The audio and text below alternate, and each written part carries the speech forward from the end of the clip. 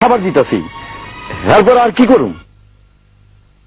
আচ্ছা, আপনার ঘরে যে কোরআন রাখা আছে এবং যে কোরআন আমি পড়ে আপনার এই বাংলাদেশে এসেছি, সে কোরআন ছাড়া কি আপনাদের অন্য কোন কোরআন আছে? কি বলছেন আপনি? আমাদের কোরআন একটাই, যার কোনো পরিবর্তন হয়নি। আমাদের কোরআন অপরিবর্তনশীল, যা আগে ছিল এখনো তাই আছে, তার কোনো পরিবর্তন হয়নি। প্লিজ আঙ্কেল, প্লিজ রাগ করবেন না। আপনাদের কোরআনে কোনো বিকৃতি ঘটেছে সেটা আমি বলছি না।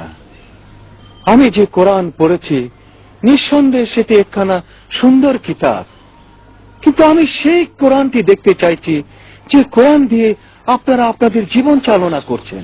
বলেছি তো মিস্টার গোমেজ, আমাদের কোরআন একটাই, আমাদের দ্বিতীয় কোনো কোরআন নেই। যদি তাই হবে তবে এই কোরআন তো আপনাদের কাউকে মেনে চলতে দেখি না। আপনি কি বলতে চাইছেন?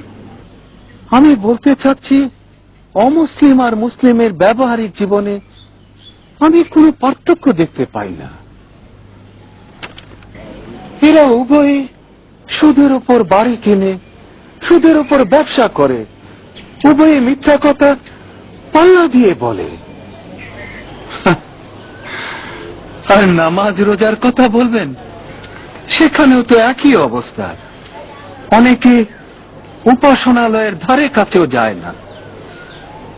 এই অবস্থায় আমি কি করে বুঝবো যে আপনাদের কোরআন একটাই? মিস্টার গোমেজ,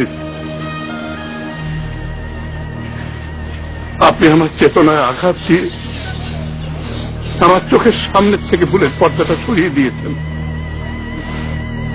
একজন অমুসলিম হয়ে আপনি এই কোরআনটাকে যতটা বুঝেছেন, একজন মুসলিম হয়েও আমি তা বুঝতে পারিনি যে আমার জন্য কত বড় লজ্জা, কত বড় পরাজয়, কত বড় পরাজয়।